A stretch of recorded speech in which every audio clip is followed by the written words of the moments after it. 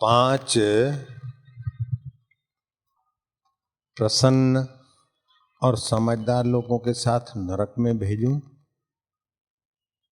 युधिष्ठिर कि 5 नासमझों के साथ स्वर्ग में जाना पसंद करोगे? युधिष्ठिर कहते प्रभु क्या पूछ रहे हैं, समझ तो ना समझ लोग तो स्वर्ग में होंगे ना, तो ये ऐसा नहीं वैसा नहीं करके नरक बना देंगे, और प्रसन्न व्यक्ति समझदार तो नरक को भी स्वर्ग बना लेंगे। जो खुश रहता है वो तो ईश्वर का खजाना। प्रसन्न रहना ईश्वर की सर्वोपरि भक्ति है। सरदार में कोई झूठ बोलिया, खड़े हो जाओ तुसी। ओ भरा सुनो, मैं कोई झूठ बोलिया, कोई कुपट तो लिया, कोई ना, कोई जहर बोलिया, कोई ना हो, कोई ना। नारायण नारायण नारायण। तो संध्या को भोजन के बाद प्रसन्न रहना चाहिए, गपशप लगा के भी प्रसन्न रहना चाहिए। आध घंटा जो हास्य नहीं करता वो तंदुरुस्त नहीं रह सकता ठीक से। जैसे दिवाली के दिनों में फटाके से हाथ पैर कुछ जल जाए, या रसोई घर में किसी कारण हाथ पाथ जल जाता है, कहीं भी शरीर को अग्नि से तकलीफ हुई है, ये दवाई वो दवाई की कोई जरूरत नहीं। आलू काटा, पतले पतले चिप्स वहां लगा दिए, थोड़ी देर लगे फिर उनको बदल के लगा दिया। आलू के अंदर जो रस है उससे अग्नि से जो भी दहन हुआ है शमन हो जाएगा उसी समय। जयराम जी की चंगी गल्ले है ना मेरी। फिर सुनो, सुरजीत के पास चलते। सुरजीत ने कहा यार मैंने रेलवे डिपार्टमेंट को उल्लू बनाया और भारत सरकार ਨੂੰ पता नहीं कि अभी तक हमको किसने उल्लू बनाया। बोले की कहता, अरे यार छड्डो। बोले फिर भी बता। बोले के बतावा, कोई तो आजकल जमाना खराब है। एक बार की होया कि मैंने दिल्ली से टिकट कटाई चंडीगढ़ दी। मैंने देखा कि रेलवे डिपार्टमेंट नो खबर पड़े कि कोई बंदा सी, मैंने उसको ऐसा धोखा दिया कि आज तक बेटे मुझे खोज नहीं पाए। मैंने टिकट खरीदी और आज तक बैठा नहीं यार।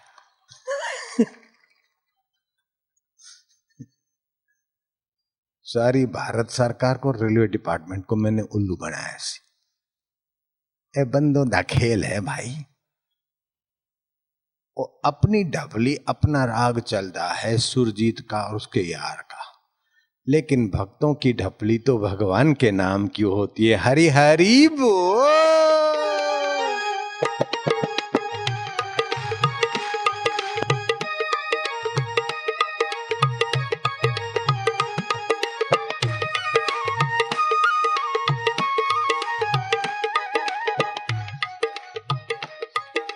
जय सिया राम, जय जय सिया राम, जय सिया राम, जय जय सिया राम। हरि हरि हरि ओम, हरि ओम, ओम हरि ओम,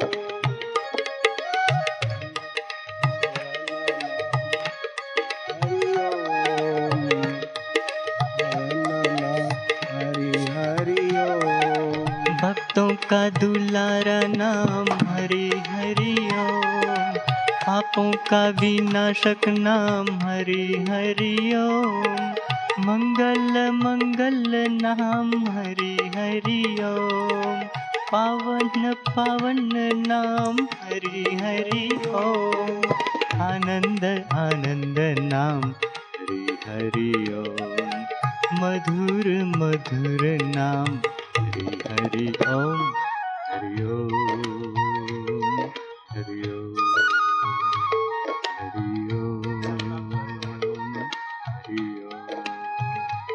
हरि ओम, हरि ओम।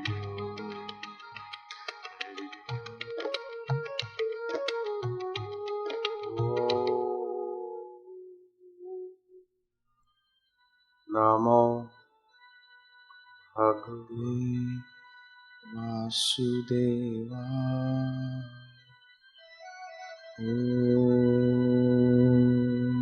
नमो भगवते वासुदेवा नमो भगवते वासुदेवा ओम नमो भगवते वासुदेवाय ओम नमो भगवते वासुदेवाय ओम नमो भगवते वासुदेवाय हरि ओम हरि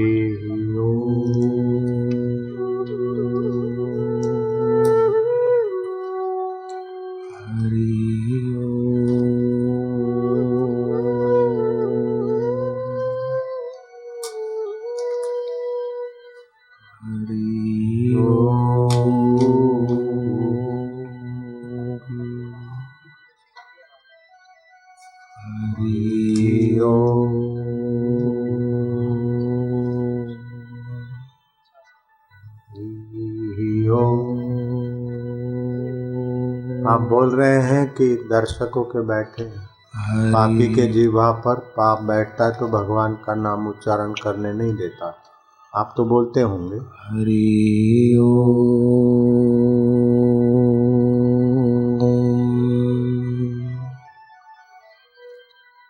हरि ओम। यज्ञानाम जप यज्ञो अस्मि। भगवान कहते हैं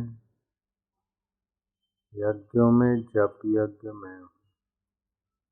शब्दों में अपनी अद्भुत शक्ति होती है। दो कलह के शब्द अंधी की औलाद अंधी महाभारत का युद्ध ला सकते। अंग्रेज भारत छोड़ो, गांधी जी के दो शब्द अंग्रेजों को भगाने में बड़ा काम करते हैं। कुटुंब में दो शब्द तीखे मीठे होने से परिवार टूट जाता है। दो मीठे वचन होने से परिवार टूटा हुआ जुड़ भी जाता है। नेता लोग शब्दों का ही खेल से मिनिस्टर, मुख्यमंत्री, प्रधानमंत्री तक की कुर्सियां हासिल कर लेते हैं। ये शब्दों का ही तो खेल है। शब्द स्थूल शब्द हैं, लौकिक शब्द हैं तो ऐहिक जगत में हानि भी करा सकते हैं झगड़े के शब्द, और लाभ भी प्राइम मिनिस्टर पद तक का करा सकते। लेकिन शब्द की अपेक्षा अगर मंत्र होता है तो मंत्र आप लौकिक जगत में है, फिर भी आपको अलौकिक सृष्टि के साथ सीधा संबंध जोड़ने के लिए मंत्र के सिवा और कोई रास्ता नहीं। मनुष्य साधारण व्यक्ति नहीं, मनुष्य तीन घटकों का मिश्रण है। पाशवी घटक, मानवीय घटक और ईश्वरीय घटक। पाशवी घटक तो सब में दिखता है, जैसे पतंग दिए पर जा गिरता है, परिणाम का पता नहीं। बकरा जहां तहां मुंह डाल देता है, डंडा मिलेगा कि क्या, परिणाम का पता नहीं। ऐसे ही पड़ोस की बेटी बच्ची को देखा, सुंदरी को देखा, सुंदरा ले भागा, अथवा सुंदरे को सुंदरी ले भागी। ये पाशवी अंश है। वासना के वेग से जो आया वो कर दिया। माँ की, बाप की, कुटुंब की इज्जत की ऐसी तैसी और अपने भविष्य की ऐसी तैसी, मरते एक दूजे के लिए। फिर थाने में पिटाई घुटाई हो वो अलग, माँ बाप की बदनामी हो वो अलग, लेकिन जैसा आया वैसा कर लिया। ये पाशवी अंश। मानवीय अंश होगा तो पड़ोस का लड़का अच्छा लग रहा है, माँ को कहा कि मुझे तो फलाना अच्छा लग रहा है, लड़की अच्छी लग रही है स्कूल में या पड़ोस में, अपने अपने माँ बाप को बताया, रिझाया और संयम से शादी विवाह किया। ये मानवीय अंश है। लेके भाग गई, लेके भाग गया, ये पाशवीय अंश है। अभी दूध पिया है, नाश्ता किया है, बाजार गए, चाट देखी, खा ली। दूध के बाद 3 घंटे तक ऐसा कुछ खाना नहीं चाहिए खारा खट्टा, नहीं तो 15 साल 25 साल के बाद शरीर में कोढ़ की बीमारी होने की संभावना बढ़ जाती। जवानी में पता नहीं चलता, खुले सिर घूम रहे, पता नहीं था। कुदरत के नियम बापू हो चाहे बेटा, जवानी में हम ऐसे ही लापरवाही से नंगे सिर घूमते थे हवाओं में। अब इस समय पता चला कि नंगा सिर लेकर सतत नहीं रहना चाहिए, सिर ढका रहना चाहिए। तेज गर्मी में सिर खुला हो हानि होती, तेज हवा में सिर आदि खुला हो हानि होती। अभी शास्त्रों से पता चला, लेकिन हानि के संग वायु तत्व घुस गया। अभी टोपा पहन के इधर आना पड़ा। जवानी में पता नहीं था, लापरवाही की। सिर ढकने से ज्ञान तंतुओं की तो रक्षा थोड़ी रहती है, साथ साथ में आंखें, कान, नाक के इन सूक्ष्म साधनों में भी जोरों की गर्मी, हवाएं अटैक नहीं करती। शास्त्र ने कहा पगड़ी या टोपी स्वास्थ्य के लिए बहुत जरूरी है और नारियों को अपने साड़ी से सिर ढकना चाहिए, स्वास्थ्य की दृष्टि से मर्यादा के। अब विदेशों में हम ऐसा कुछ नहीं मानते तो मुसीबतें भी बहुत ज्यादा है। हमसे 10 गुनी ज्यादा खर्च होती है दवाइयां अमेरिका में, और 63% लोग रात को चैन से नींद नहीं कर सकते, नींद की गोलियों के बावजूद भी। तो कुदरती जो नियम है स्वास्थ्य के, उनको समझ लेना चाहिए, पालना चाहिए।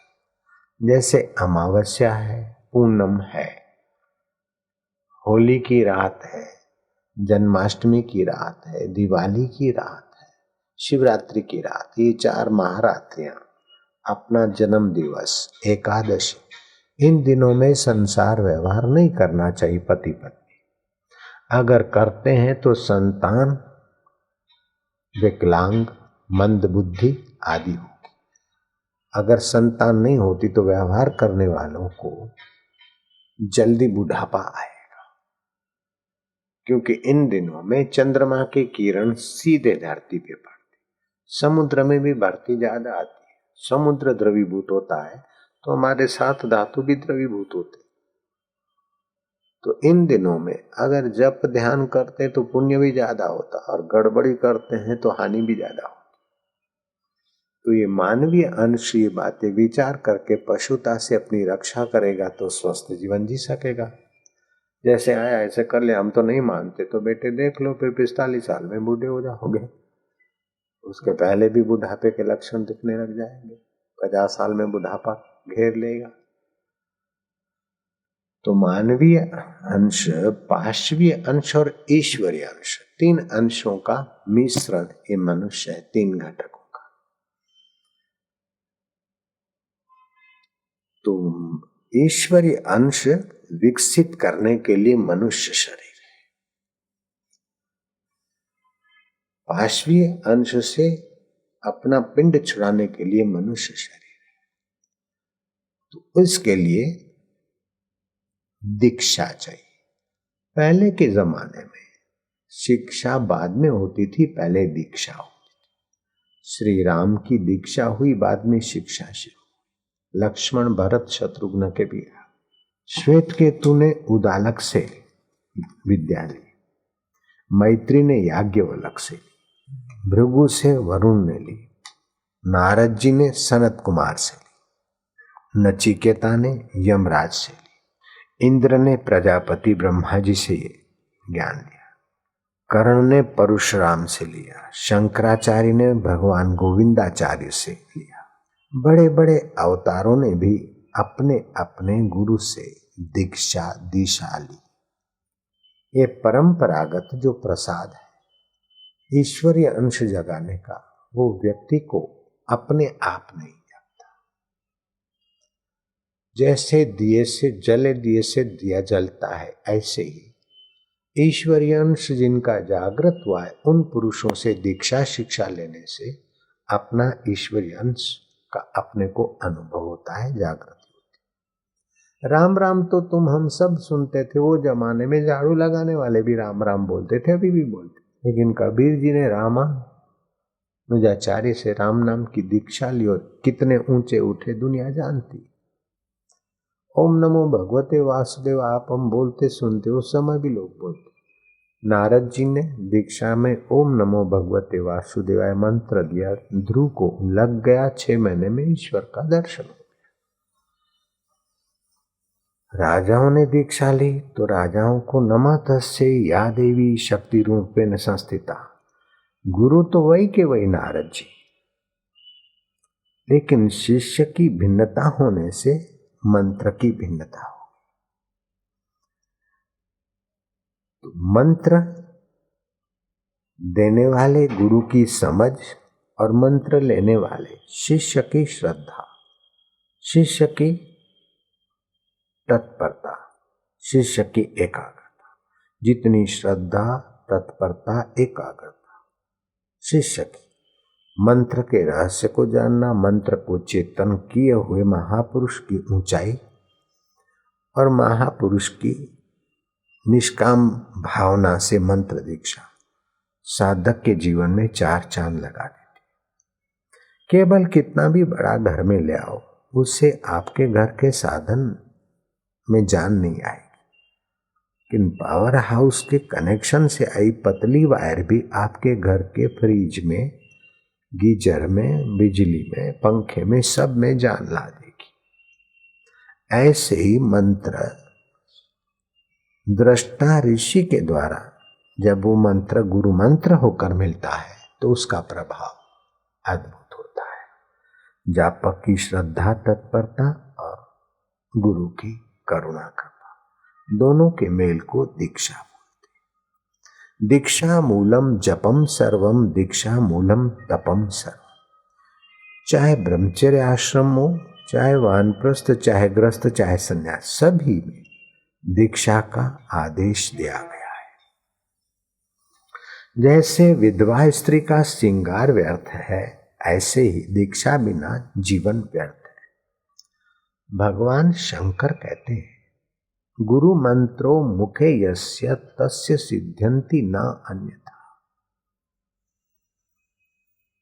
गुरु लाभात सर्वलाभो गुरुहीनस्तु बालिशः। जिसके मुख में गुरु मंत्र की कमाई, उसे दिव्य सृष्टि की दिव्य सहायता और सिद्धियां सहज में हासिल होती है। जिसके जीवन में गुरु मंत्र नहीं है वो मूर्ख है, बालिश है, नासमझ है। मेरे सत्संग सभी के सभी इतने भव्य होते और सफल होते हैं, उसके पीछे एक खास रहस्य ये भी है, और भी कुछ है छोटे मोटे, लेकिन एक ये रहस्य है कि मैं निगुरों को प्रोग्राम नहीं देता हूं।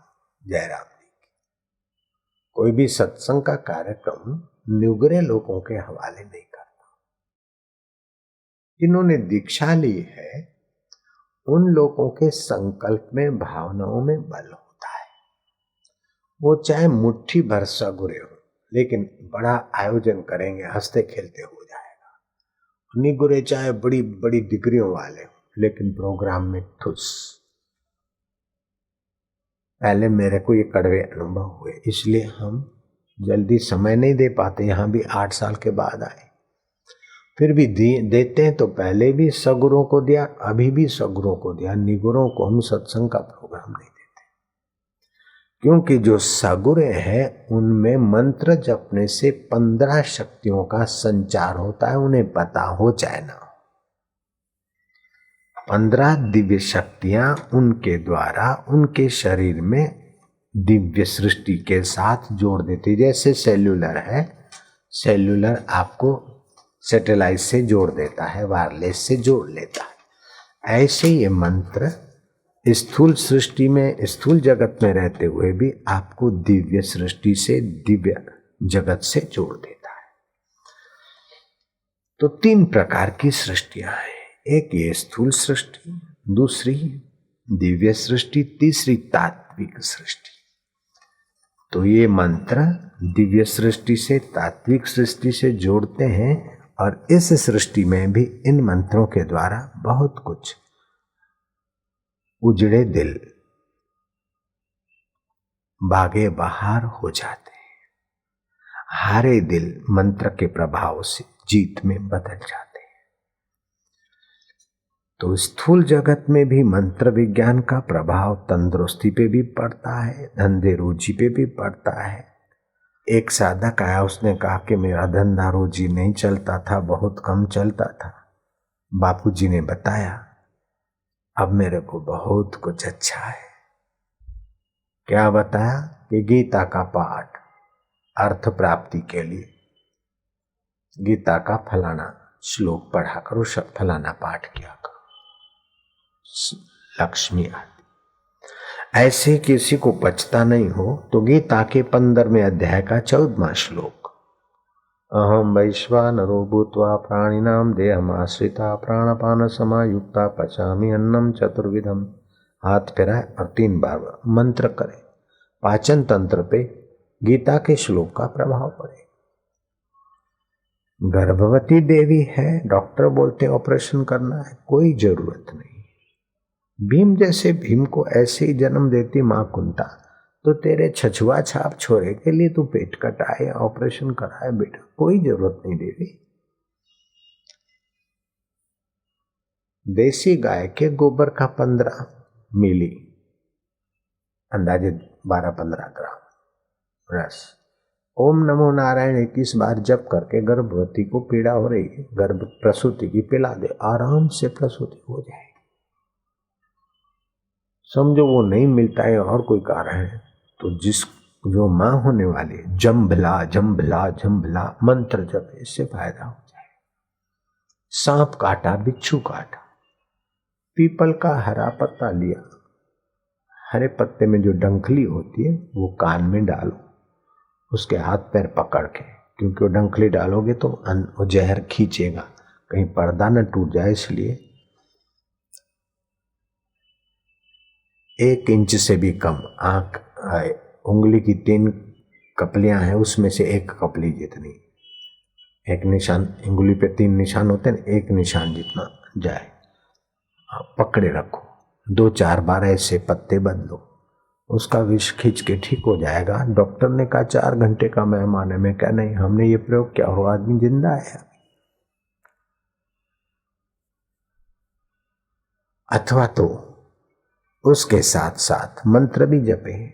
घर माना विष भगवान शिव जी का वरदान है, नगर नगर नगर नगर नगर न, ये जहर नहीं, जहर नहीं, जहर ऐसा न करे, काम हो जाता है। वीर्या भील था भील शिकारी, भटकते भटकते जंगलों में शिकार हाथों से, आंखों से ओझल हो गया, रात हो गई, रास्ता भूल गया। पेड़ पे चढ़ के देखा कहीं दिया जल रहा है, वहां पहुंचा, महाराज कुछ देंगे। महाराज पूजा में बैठे, अभी उठेंगे अभी उठेंगे। रात्रि जागरण हो गया, महाराज की पूजा तो पूरी हुई। महाराज ने कहा बेटा नहा ले, ओम नमः शिवाय करके बिलीपत्र चढ़ाया। अब वो वीर्या भील जो खरगोश, हिरण अथवा जंगली मुर्गों के पीछे मारा मारा फिरता था झोंपड़े पे, कभी चमड़ा सूखता है तो कभी चीले मंडाती रहती, ऐसा वीर्या। उसको पता नहीं कि संत के 2 शब्द आदर से सुनूंगा और मानूंगा और जपूंगा तो मैं इतना महान बनूंगा। मौत सभी की आती है, वीर्या मर गया। और तो पाप ही पाप है, लेकिन एक सतगुरु का मंत्र मिल गया, ओम नमः शिवाय बेटा जपा कर। रात्रि के जागरण का फल और संत के दर्शन का फल। दूसरे जन्म में राजा वीरसेन हुआ। पूर्व जन्म की स्मृति तत्परता से शिव मंदिरों का जीर्णोद्धार, साधु संतों की सेवा, भगवत भक्ति का प्रचार। पुण्य इतना भारी हुआ कि वीरसेन राजा मरकर भगवान शिव जी के लोक में गया। दक्ष प्रजापति ने यज्ञ किया था, लेकिन उद्देश्य था किसी को नीचा दिखाने का, शिव जी को नीचा दिखाने का। सती को पता चला। सती ने योग अग्नि से अपना शरीर वहां धारण कर। नारद जी ने शिव जी को कहा, सती नहीं दिखती। बोले अपने पिता दक्ष के यहां गई है। गई है नहीं कहो प्रभु, गई थी। शिव जी ने कहा क्या मतलब? बोले सती ने उसके पिता का बद इरादा और बद व्यवहार देखकर अपना शरीर योग शक्ति से अग्नि प्रकट की, मंत्र शक्ति से नाभि से, और उसी में वो शरीर छोड़ दिया। तो शिव जी रुष्ट होकर एक जटा का बाल खींचते हुए वीरसेन का सुमरण किया। जाओ दक्ष को सबक सिखाओ। वीरसेन तो पहले शिकारी था, फिर राजा वीरसेन होकर युद्ध किया तो वही वीरसेन वीरभद्र होकर दक्ष प्रजापति के यज्ञ का ध्वंस किया।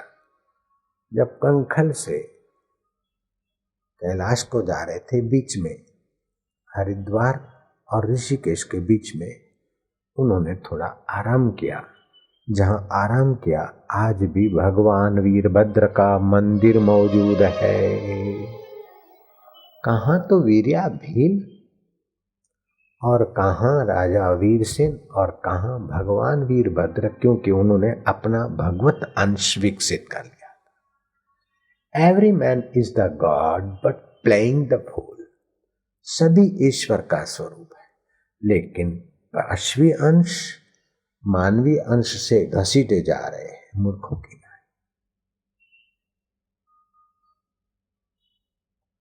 जिसने ईश्वरीय अंश की थोड़ी बहुत साधना कर ली, किसी कारण से साधना पूरी नहीं हुई, श्राप मिल गया, तुझे चमार के घर अवतार लेना, जन्म लेना पड़ेगा। वो साधक मरकर रघु चमार के यहां जन्मा है, लेकिन ईश्वरीय अंश की दीक्षा शिक्षा की कमाई वो रघु चमार के घर जन्मे हुए बालक के हृदय में प्रकट हुई। रहीदास उसका नाम। 10 साल के रहीदास संत तुलसीदास उनका दर्शन करने गए, क्योंकि ईश्वरीय अंश विकसित हुआ है। नानक का नाम सुना है? जिस सरदार ने नानक का नाम नहीं सुना, मेरी नजरों में वो सरदार सच्चा सरदार नहीं। मैं कोई झूठ बोलिया? सरदार गुरु बाबे नानक का नाम न सुने हमें, वो सरदार सच्चा सरदार नहीं है, कच्चा सरदार है। मैं कोई झूठ बोलिया? कोई कुपड़ तो लिया? कोई ना बाबा, बब्बू जी कोई ना। पंजाब में जाते, ओहो मेरे खूब सत्संग ये सरदार पंजाबी ढेर ढेर। बोले ऐसा तो बाबा साई है, बाबा है, बड़ी श्रद्धा से हमें मंत्र दीक्षा लेते, खूब सती सेवक सी हमारे।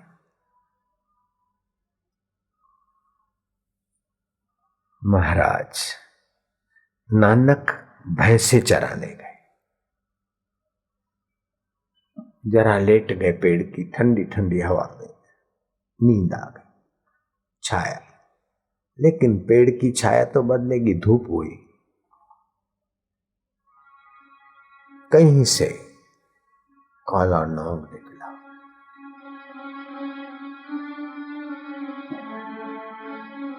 वो जिथे नानक सोए उथे पंख फैला के छाया करता सी।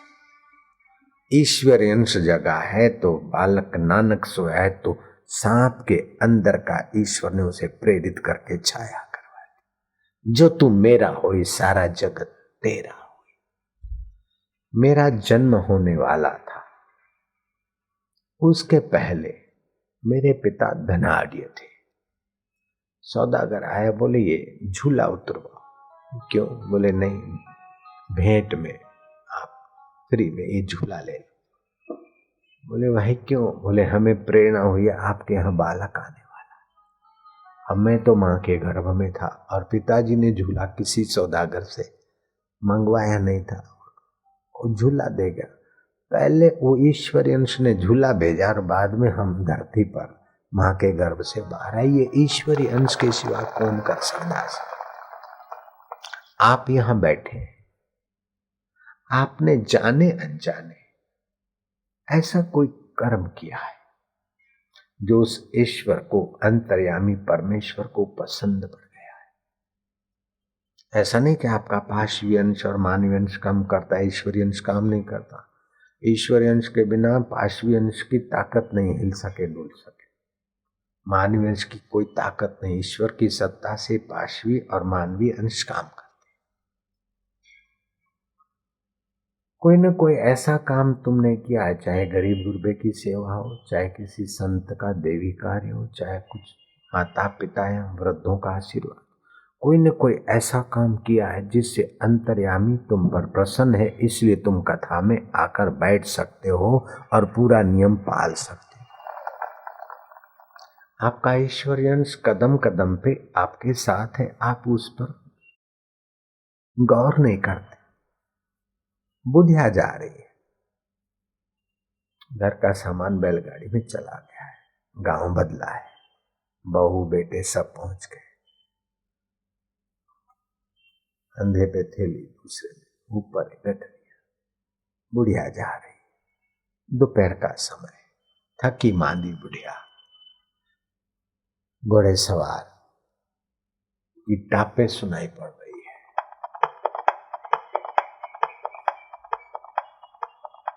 ओ भैया, ओ घोड़े सवार, बेटा इधर आ लाल, भगवान तेरा भला करेगा, इधर आ, इधर आ, इधर आ। आया,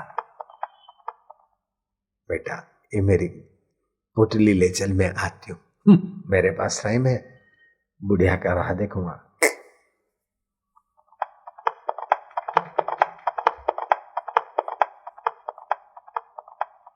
घोड़े सवार चला गया। रास्ते में जाते सोचा कि बुढ़िया के गठरिया में थाली चमक रही थी, चांदी की। हो सकता है कि इसके ठाकुर जी सोने के हो। मैंने शिकार गंवाया, नियत बद्ध हुई। उसने घोड़ा मोड़ा, आया, बुढ़िया लाओ गठरिया में ले जाता हूं। बोले अब नहीं दूंगी, अब मैं नहीं दूं। क्यों? तू तो बोल रही थी ले जाना। बोले जो तेरे मन की बदमाशी को देखता है वो मेरे मन को ईश्वर बोलता है कि लेके भाग जावेगो, जा बेटा तू तो। मेरे गुरुदेव कहा करते थे, कीड़ी के पग नेवर वाजे सो भी साहेब सुनत है। आप कितना 7 गुफाओं में छुपकर तपस्या साधना करते हो, भगवान देखते। 7 कमरों में छुप कर भी बुराई करते हो तो अंतर्यामी देखता है। आप किसी के लिए बुरा सोचते हो तो भी वो देख रहा है, करते हो तभी भी देख रहा है। इसलिए आप उसकी सहायता से, उसकी प्रसन्नता के लिए ही सोचो, प्रसन्नता के लिए ही खाओ, करो सब। भोजन घर में मत बनाना आज रात को, कल भी मत बनाना। अब तुम भोजन मत बनाओ, जब भी बनाओ भगवान के जनों के लिए, कुटुंबियों के हृदय में जो मेरा ईश्वर है उनके लिए प्रसाद बना।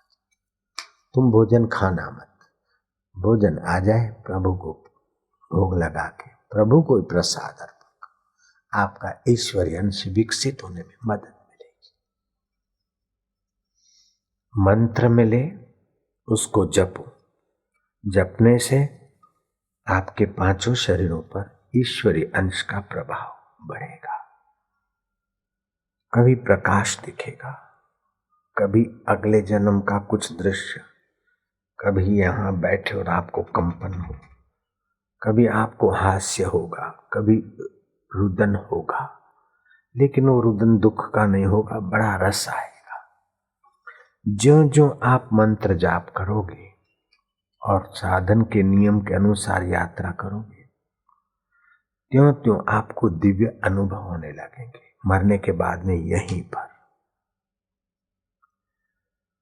कबीर जी ने कहा, पूजा गुरु की कीजिए, सब पूजा जेहि माही।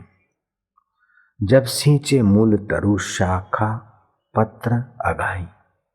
सतगुरु बादल प्रेम के, हम पर बरसे आए।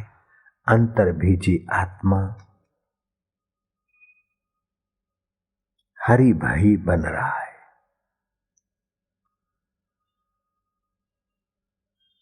गुजरात में वीरपुर के पास कोई मीरपुर होगा, संवत्सर 1815 की बात है। 5 वर्ष की कन्या, बाल विवाह होता था, शादी भी हो गई, मायके में रहती। 5-7 महीने के बाद उसका बाल पति मर गया। जब वो उम्र लायक हुई 13 वर्ष की, पिता ने बताया कि बेटा तू विधवा हो गई। वो तो वर मिला, मर गया, लेकिन असली वर जगतपति मौजूद है तो तू विधवा कैसे? जगत का नाथ मौजूद है तो व्यक्ति अनाथ कैसे? गीता के श्लोक रटाए, प्राणायाम सिखाए, मंत्र दीक्षा दिलाई उस कन्या को। धीरे धीरे भगवान की मूर्ति के आगे एकटक देखते, बाद में मंत्र जपने को कहा गया। निर्दोष दिल था, थोड़े ही समय में ईश्वरीय अंश जागृत होने लगा। फिर तो घंटों भर वो बैठी रहती, जप में, ध्यान में दिव्य अनुभूतियां होती। फिर गुरु के मार्गदर्शन के अनुसार उसने समाधि तक की यात्रा की। 15-15 दिन तक समाधि में बैठ जाती थी। इतनी दिव्य शक्तियों की धनी हो गई कि गुजरात नरेश उसकी सराहना सुनकर दर्शन करने आए, उसके लिए एक सुंदर उपासना स्थल बना दिया। भक्त दर्शन करने को आते, उनके लिए एक धर्मशाला बन गई। भीड़ बढ़ती चली गई। अब उस भीड़ ने गौरीबाई के मन में विक्षेप पैदा कर दिया। आधा सेर दूध पीकर वो रह जाती थी और बड़ी तंदुरुस्त, क्योंकि समाधि में रहे तो श्वास ज्यादा खर्च नहीं होती। अजीर्ण वाले को, मंदाग्नि वाले को भी नहीं पचता, भूख नहीं लगती, और जिसने समाधि का रस लिया उसको भी भोजन की आवश्यकता कम हो जाती।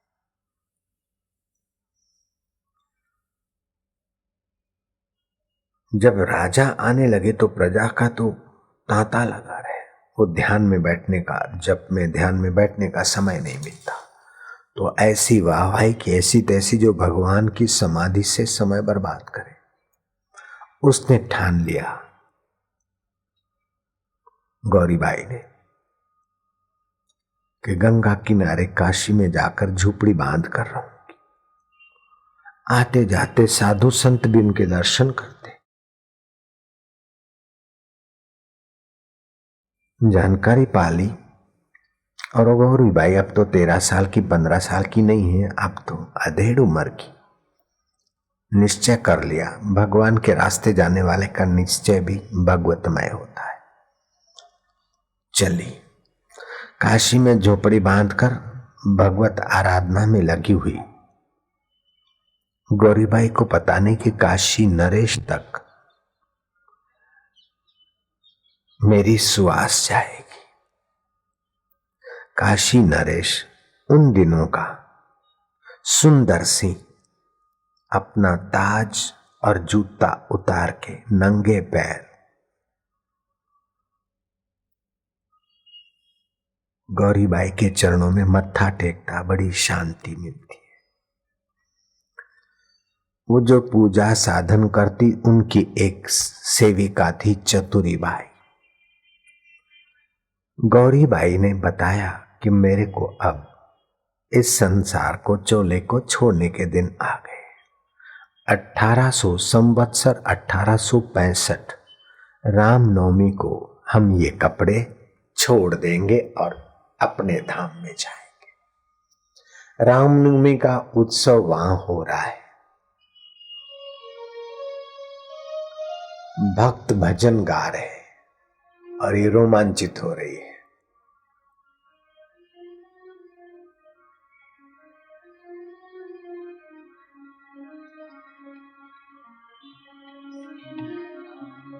चंद्र कृपालु भज मन, कान पे आवाज सुनाई पड़ रहा है और अब हम राम में मिलेंगे। कंज मुख पद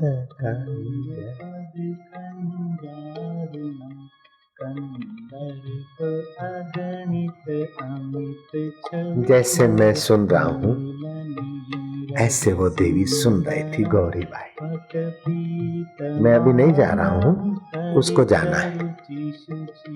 नौमी जनक सुतावरम भज दीन बंधु दिनेश दानव दैत्य वंश निकंदन रघुनंद आनंद कंद कौशल चंद दशरथ नंद सिर मुकुट कुंडल तिलक चारु उदार अंग विभूषणं आजानुभुज शर चाप धर संग्राम जित खर दूषणम् इति वदति तुलसीदास शंकर शेष मुनि मनरंजनम् मम हृदय कंज निवास कर कामादि खल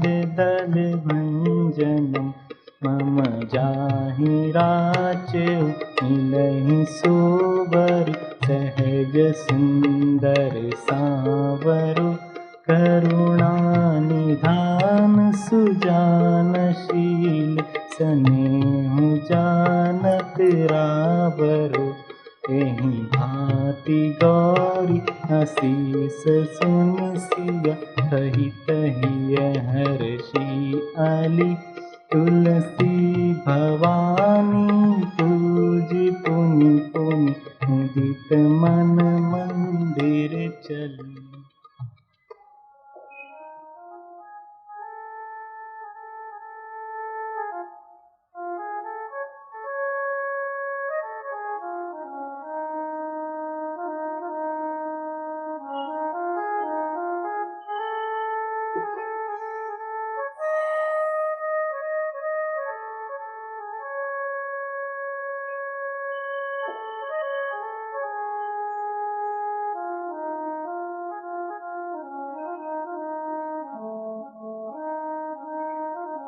अभ्यास था, श्वास जाता है, उष्ण आता है, जाता है ठंडा। इस दो के बीच की जो अवस्था है वो रोम रोम में रमने वाले मेरे चैतन्य राम की। राम जीव अपने ईश्वर अंश में पूर्ण गुरु कृपा मिली, पूर्ण गुरु का ज्ञान। 5 वर्ष की कन्या 13 वर्ष की उम्र में दीक्षा शिक्षा पाती, इतनी महान हो। अरे सब में वो महानता छुपी है। जिन्होंने साधकों ने मंत्र लिया, करा न करा तो स्कूल गए, पढ़ा न पढ़ा तो अंगूठा छाप, ऐसे होता। लेकिन जो साधन करते उनको अनुभूतियों का रस मिलता है। ओम सहना भवतु भुनक्तु कर्वावहे तेजस्विनावधीतमस्तु मा विद्विषावहे ॐ शान्तिः शान्तिः शान्तिः।